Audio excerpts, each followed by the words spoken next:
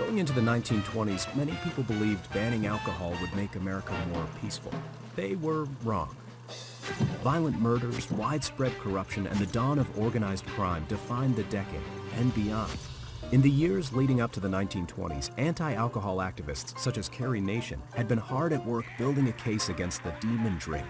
And they had some legitimate arguments. Prohibitionist women advocated for temperance as a means of combating their abusive, alcoholic husbands. Industrialists got behind the movement because they thought alcohol was limiting the potential output of their average worker.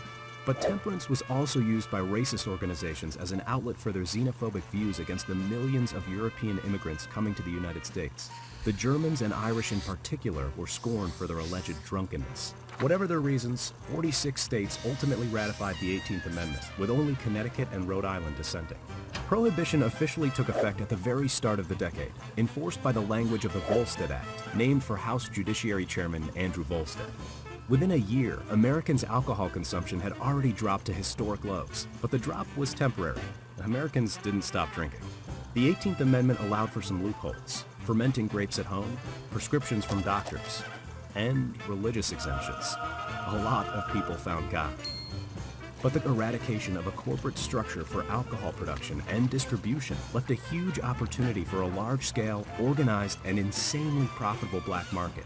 Existing small-time street gangs took advantage, quickly evolving into vast, bootlegging criminal enterprises. They employed everyone from warehouse workers to truck drivers to accountants. Gang leaders would bribe politicians, cops, even the prohibition agents themselves, nicknamed prohis, to ensure their businesses ran smoothly.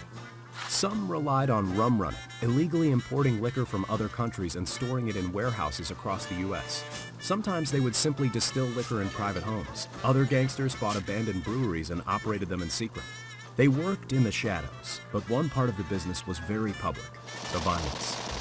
Gangs fought for territory in the streets of major U.S. cities. Chicago was especially violent. 729 people were killed by gangs in Cook County alone during Prohibition.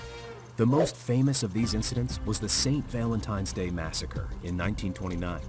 Men working for Al Capone, dressed as policemen, gunned down 7 rival members of Bugs Moran's gang against the wall of a parking garage. No one was ever charged for the crime. Realizing cooperation could lead to greater profits, many gangs agreed to treaties that allowed them to operate peacefully in their respective territories. Johnny Torrio attempted to organize the gangs in Chicago, with Al Capone as his right-hand man.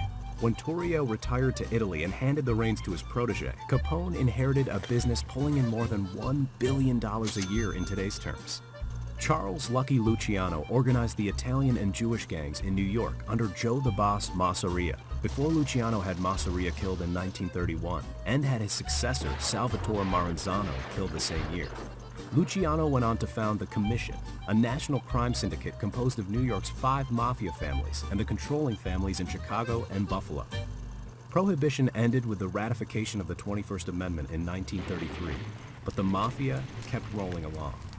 These crime families had already entered the worlds of loan sharking, prostitution, and illegal gambling, just to name a few, and continued to grow throughout the country on the backs of their profits from Prohibition. You must have in your mind some things you've done that you can speak of to your credit as American citizen. If so, what are they? Paid by tax.